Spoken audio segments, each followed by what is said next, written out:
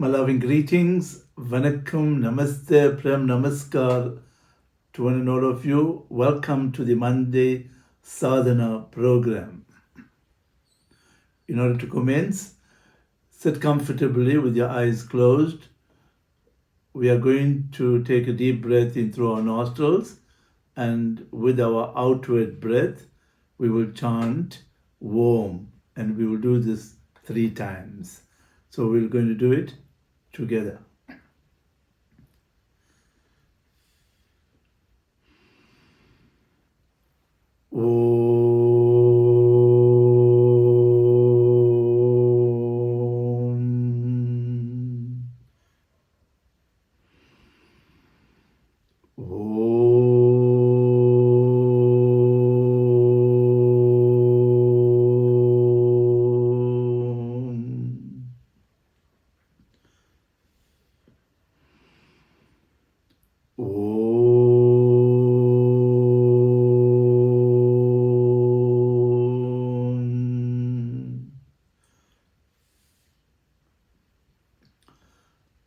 You may gently open your eyes. You deserve to live a truly wonderful life as you are magnificent and significant. You need to live a life of inspiration and not desperation. You have an opportunity to fast forward your life to greatness and create the life of your dreams. Success can be yours if you know the tools and how to use them. It does not matter where you have been or how things are. You can understand how you can live a life of infinite possibilities. Today we're going to go through suffering. There are 3 types of suffering: physical suffering, psychological suffering, and spiritual or existential suffering. What is physical suffering? When the needs of the body are not fulfilled or the safety and security of the body are threatened, then physical suffering is experienced. For instance, after a tsunami or flooding, you do not have a house to stay in, your physical body is affected, you do not have food to eat, you are affected, and therefore you go through physical suffering. No food, no shelter. So these are the things that make you experience physical suffering. Psychological suffering, when the needs of the mind are affected, psychological suffering is experienced. So what are the needs of the mind? The needs of the mind are love, significance, certainty, variety, growth, and contribution. So let us just look at some of these things. The needs of the mind are love. Everybody wants to love and everybody wants to feel loved. And when that love is affected, you go into psychological suffering. If your husband or your wife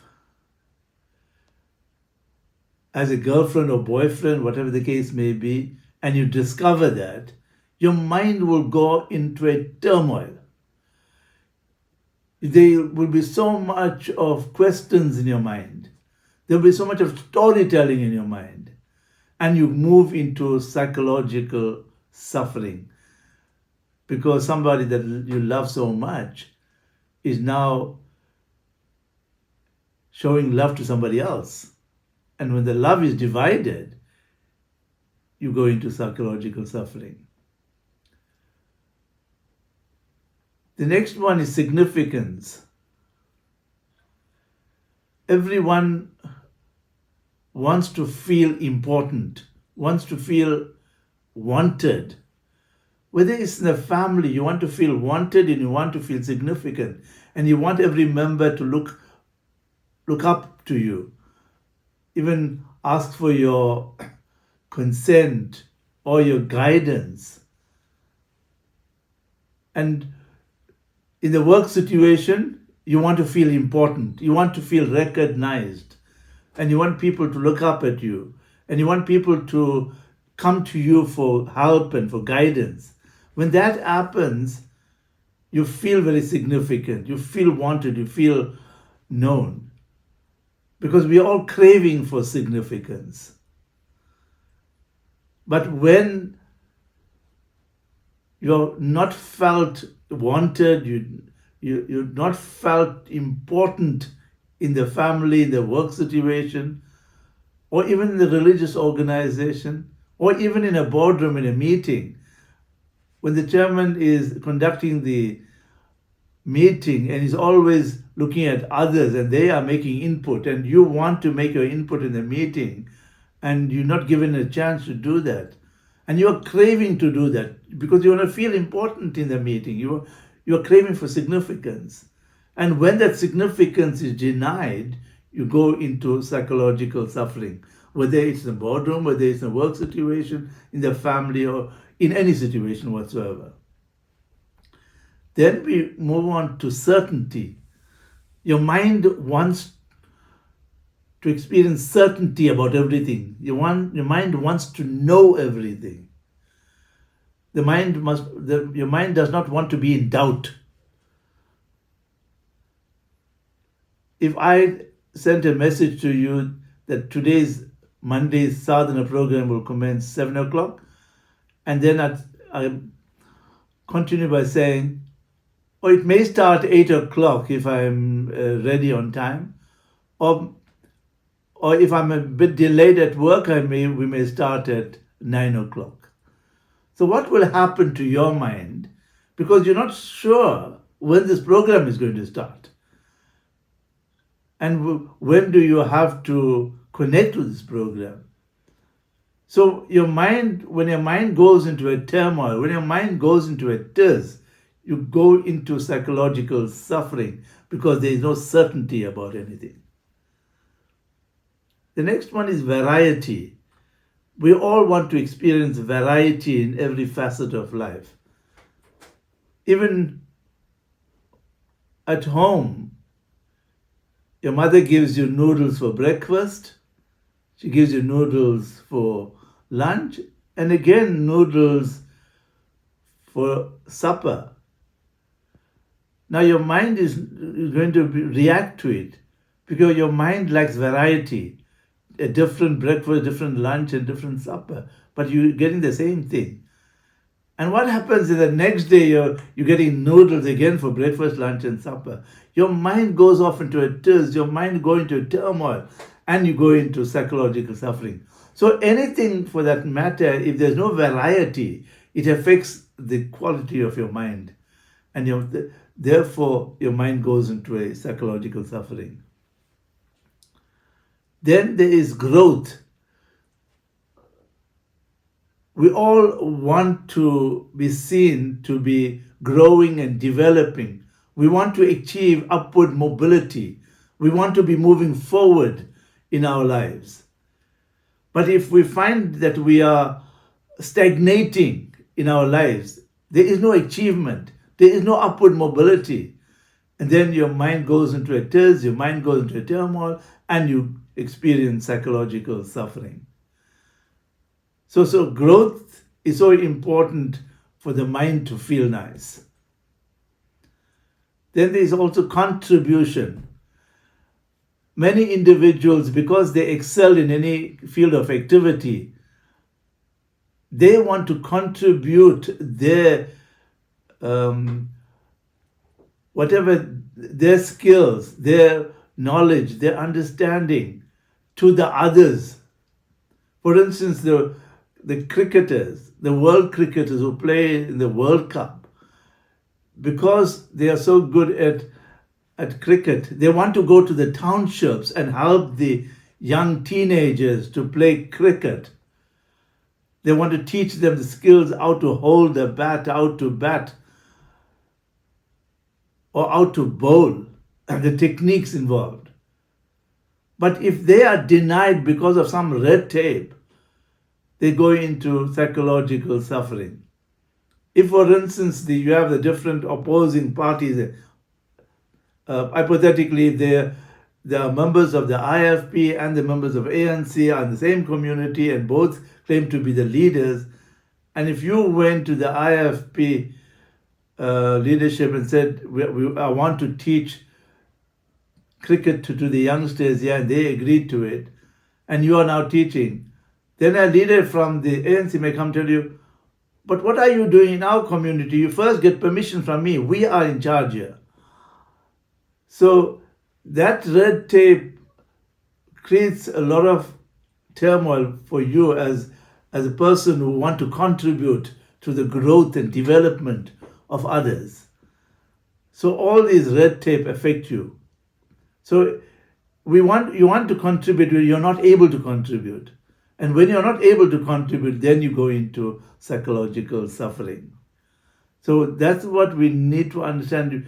Therefore, in order not to experience psychological suffering, all these needs, including love, significance, certainty, variety, growth, and contribution, must be fulfilled. But what happens in life when we have physical suffering? We take physical escape routes. We start escaping from the suffering. And how do we escape from the physical suffering? Either by drugs or by eating or of alcohol consumption, maybe working too hard, and by working too hard, you're concentrating on their work and you are totally oblivious to the suffering that you experience. Some people just go out shopping all the time, and even if they're not shopping, they're just walking around the shopping centers. Or some people just close the door into the bedroom and they sleep, and by sleeping all the time, they are in a state of forgetfulness about the suffering that they're going through. Some people talking all the time or reading all the time. These are physical escape routes people take in order to find relief from the suffering that they're going through. Then you also have psychological escape routes. Like when you're going through psychological pain, psychological suffering, you blame someone or something for your suffering. For instance, if you have started a business and the business collapsed, you failed, you'll blame your partner who misused the funds, or you'll blame the recession for the failure of your business. So by blaming someone or something, you try to temporarily find relief in it. But that is not a solution to your suffering. That's only a psychological escape route. Some people, when they go through the suffering, they condemn themselves. By condemning themselves, they feel a sense of relief. Others also justify why they're going through the suffering. For instance, if you have started a business and the business has failed, you then try to justify why it failed. Or maybe because of the recession, or because of President Trump's tariff changes that affected import-export of goods and services. So you justify, you find reasons to justify why you have failed. And that is, by doing that, you try to find some relief in the psychological suffering that you're experiencing. Some people even move into the mode of self-pity. They pity themselves for going through the psychological suffering. There are others who also go through psychological support. In other words, if you have failed in something and you're going through a whole lot of pain and suffering, or if you had relationship problems and you're going through serious psychological suffering as a result of failed relationship, you now lean on to the support of someone else who is going through the same experience. If you had a relationship problem, you lean on to the support of somebody else who's also going through problems in their relationship. And by getting psychological support from similar kind of people, it helps you to cope with whatever you're going through. But that is not a solution. It is only an escape route. Some people, when they go through psychological suffering, they even use philosophy. Failure is a stepping stone to success. And by keep telling them their minds that, they try to cope with their suffering. The others also react to the suffering, react in different ways. They either scream, they yell at people, different kind of reactions to the suffering that people go through. Then there's also those who go through psychological suffering, they suppress the pain. If you look at teachers in a classroom, when they are not in control over the children in the classroom because the children are so naughty and rowdy, they want to scream out at the children, but they realize they can't scream as a teacher. They have to maintain self-composure. And what happens, they want to scream, but they hold back the scream. And what they do is they suppress that pain right at the throat. And therefore, many teachers experience problems with the voice, not because they are teaching all the time, because they are suppressing their anger, they're suppressing the pain, the anger with the children, the pain that they're going through because of the children attitude and behavior in the classroom. Escaping is not a solution. We must understand that. It may give you temporary relief. The pain you escape from goes into the subconscious mind. It becomes a charge or a program in the subconscious mind. And they accumulate in the subconscious mind. More and more you escape, more and more you create charges and programs, negative programs in your subconscious mind. And your subconscious mind is more powerful than a conscious mind and drives your conscious mind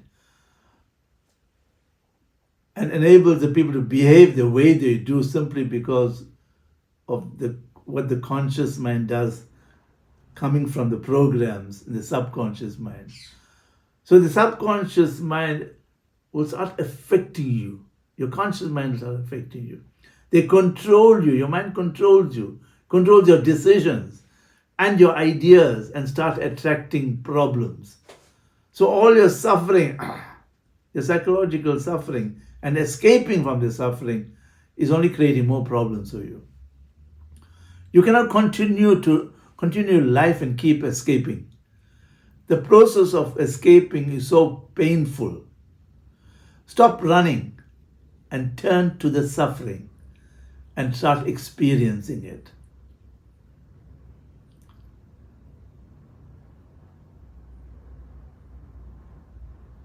Become aware of the pain. Let's go through this process. First, you become aware of the pain that you're going through as a result of the psychological suffering.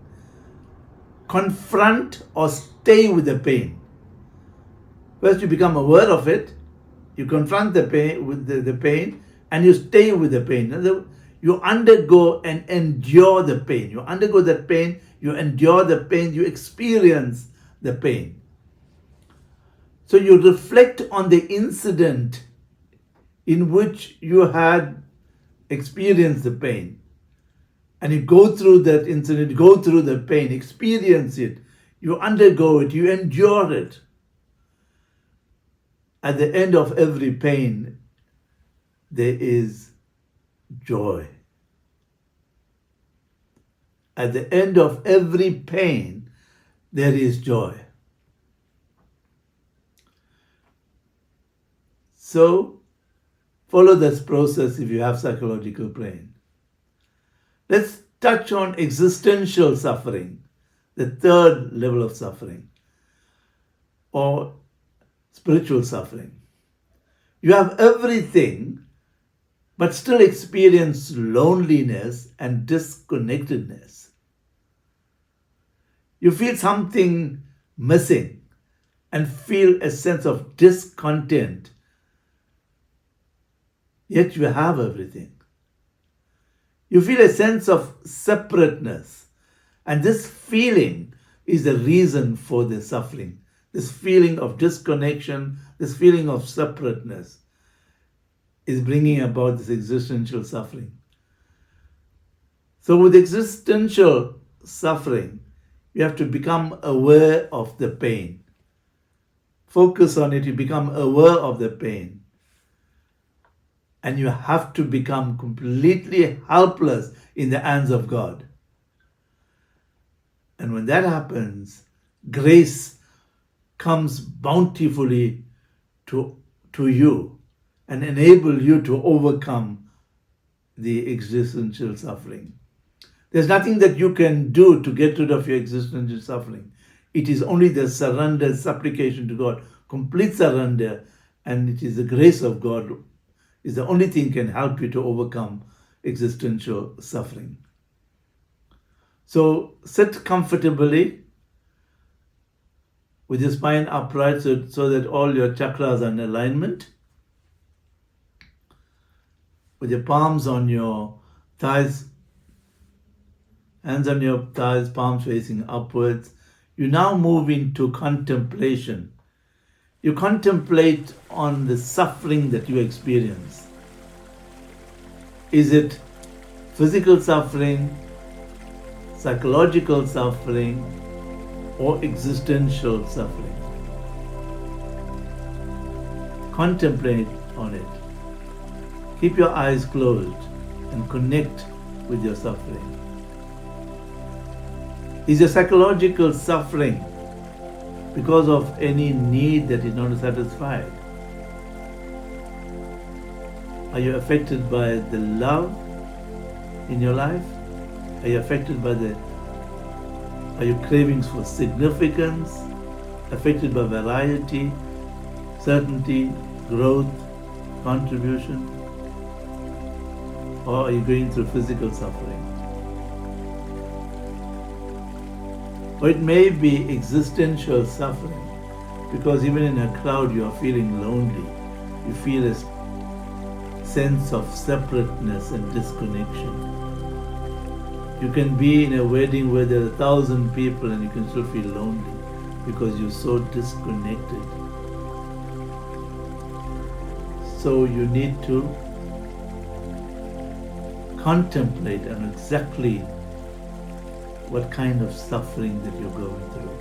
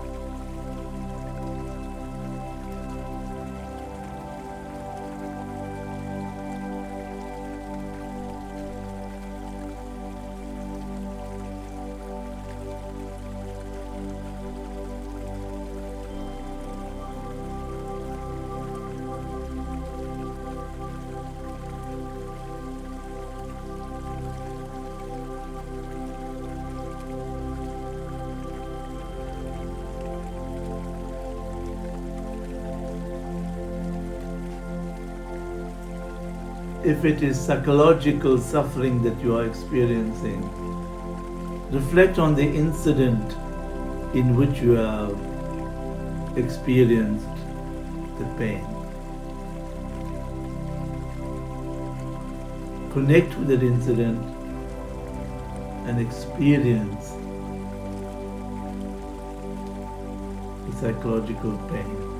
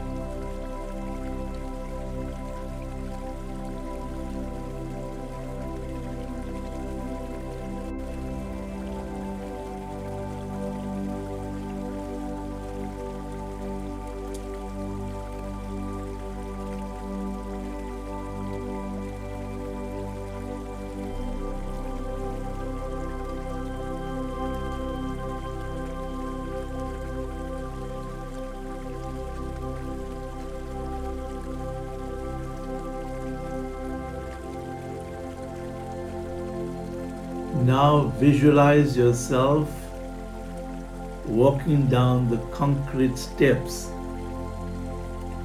and into the sacred waters of the Ganges River in India. Keep walking into the river and you can feel the water flushing your body and purifying and purging you. As you walk more and more into the river, you feel the waters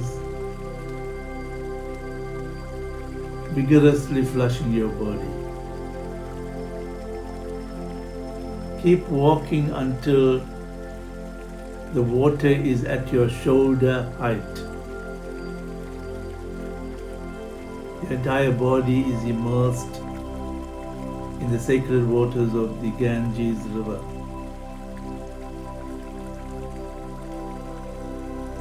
And your body is becoming purified and purged by the sacred waters of the Ganges river. Now dip your head into the water and you will see a blue liquid leaving your body and flowing with the sacred waters of the Ganges river. The blue liquid leaving your body and mixing with the waters of the Ganges river and flowing away from your body is all the suffering that you have identified, whether it's the psychological suffering, the existential suffering, or even the physical suffering.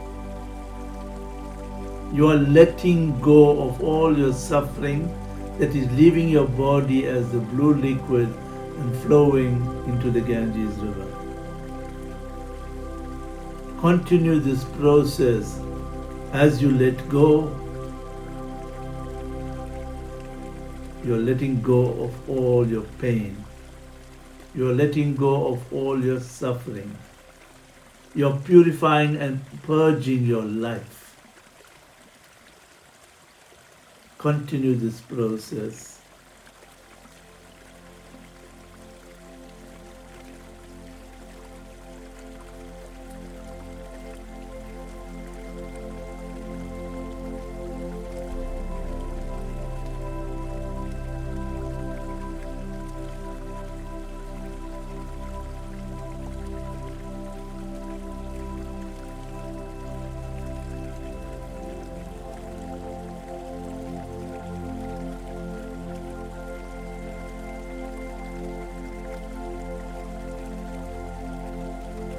As the cool and sacred waters of the Ganges river is flushing your body vigorously, you feel that your body, mind and soul are being purified and purged. You are moving into a beautiful state as the water continues to flush your body.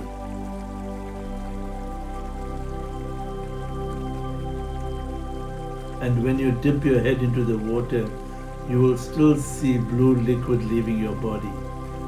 The remnants of your inner suffering, all the residue of your pain is leaving your body and is being discharged into the sacred waters of the Ganges river.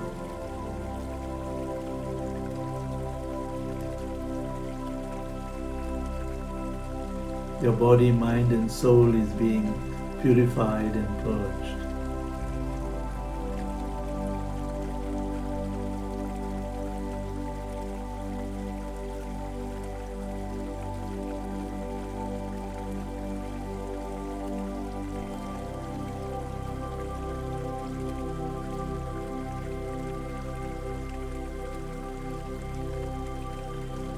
And now when you dip your head into the water, you discover there is no more blue liquid leaving your body. You have let go of all your pain, all your suffering that has been discharged into the water. Your body, mind and soul has been purified and purged. You have been healed. And with this sense of fulfillment, you slowly leave the sacred waters of the Ganges river. You walk back to the concrete steps through which you descended into the river. As you are walking up the concrete steps, Suddenly you visualize yourself seated on a rock on the sacred mountain, Mount Kailas, the abode of Sivaperuman, Lord Shiva. What an incredible environment. You experience the divine ambience on top of this mountain as you find yourself seated on a rock. You feel the energy and the vibrations of the divine permeating your mind, body, and soul. And you just remain in absolute stillness and silence.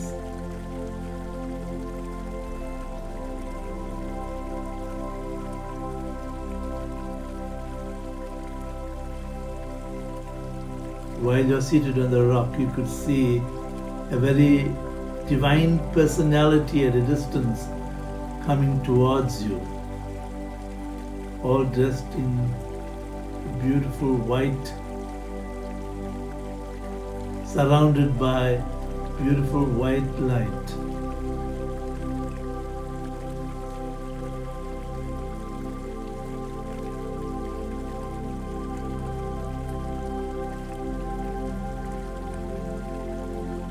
Suddenly you find yourself right seated on the rock, but right before you, you see the appearance of Lord Shiva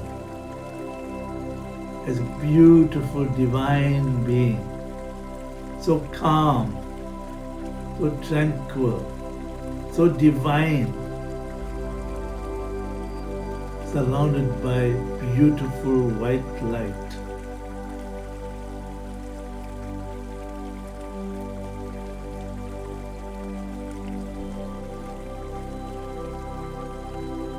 You experience an incredible connectedness.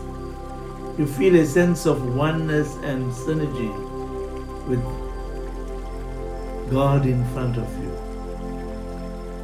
An amazing chemistry is there between you and your divine. As God raises his palms and blesses you, you are the recipient of his bountiful grace.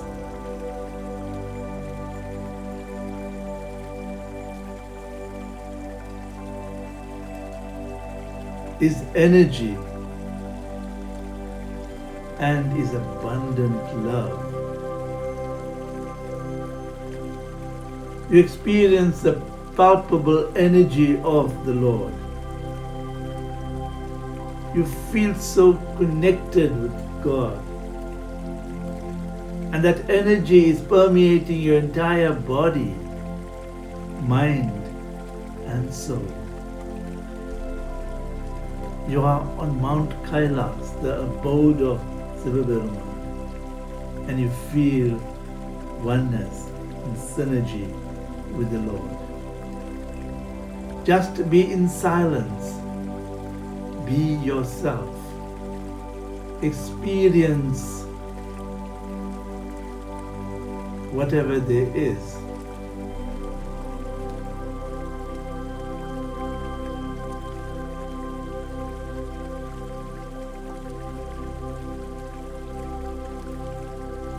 You and the Lord are one.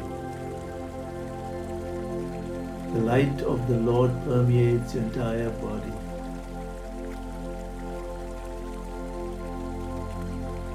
You realize it is this light of the Supreme Sivaperuman that is illuminating your inner world and beautifying your outer world.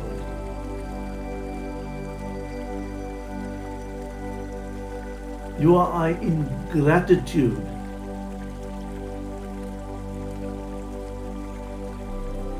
such an incredible experience with the Lord right in front of you, and feeling yourself embracing the Lord in your heart.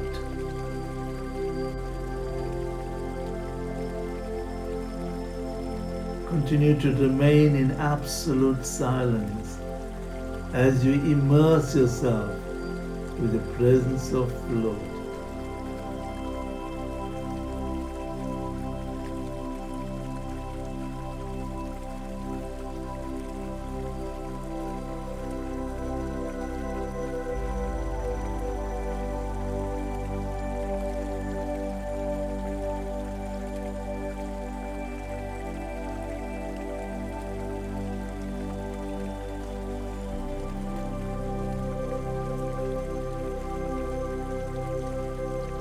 I will chant a few moments for you to resonate with it.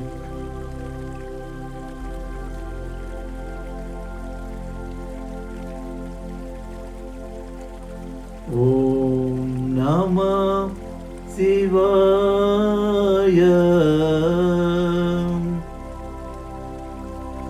Om Namah Shivaya. Om Namah Shivaya.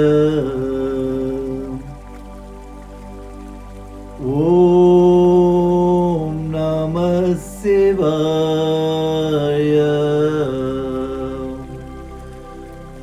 Om Namah Shivaya. Om Namah Shivaya. Om Namah Shivaya. Om Namah Shivaya.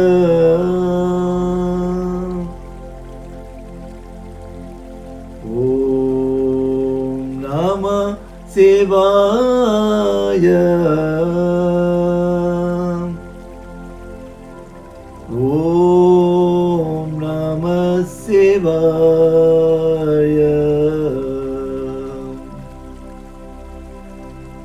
Om Namah Shivaya.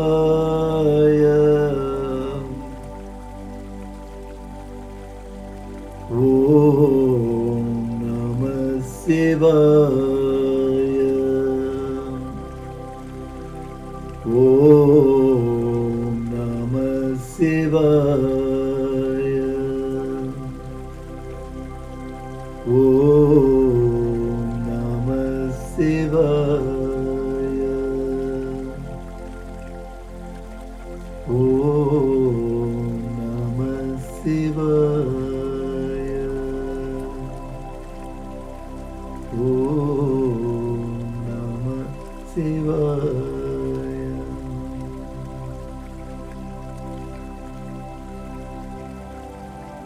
Slowly you come back to your body. You become aware of your mind. You listen to your breathing as you become grounded.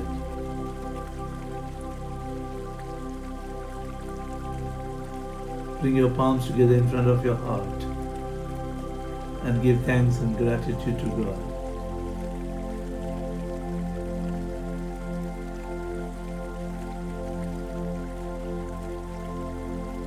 And when you are ready, you can gently open your eyes.